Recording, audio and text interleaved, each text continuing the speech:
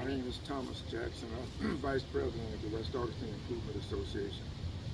And I'm supposed to be giving you the history of the cemeteries. And I've got a couple of things to mention, but I only got 3 minutes. So before the hook come out, pull me off, I'm just going to say what, this is an older cemetery. And the history is not clear. And it's gone through different changes over the past. And I'm just going to read you some elements of some things that people have uncovered over the years. Now, Pinehurst, which is in the back here, actually those who don't know, there's two separate cemeteries here. Pinehurst is all the way to my far right, and there used to be a road that came through that separated the two between Pinehurst and San Sebastian. San Sebastian is towards the front. Now, for those who've been around a long time and who remember, that street was not really paved. There was a street that came down between these two cemeteries, and that was what was that street? John Street. Yeah, John Street. So they separated the two cemeteries from each other. But Pinehurst is believed to be the earliest segregated African American cemetery in Florida, with graves dating back to the 1840s.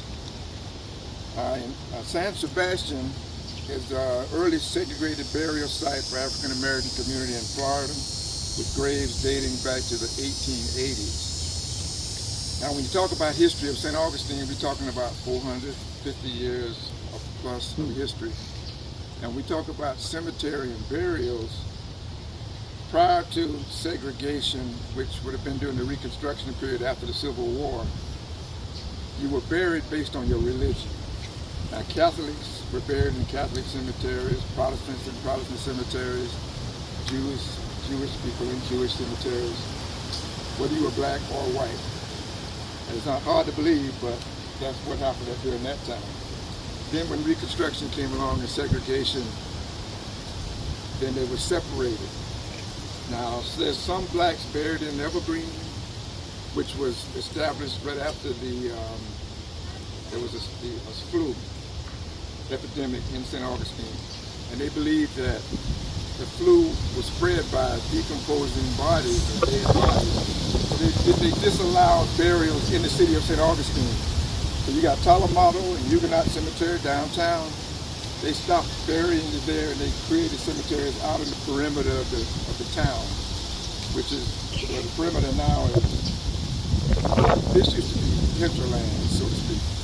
So when they started burying out in this, like San Lorenzo and Evergreen, those cemeteries were out in the perimeter of the town. It says that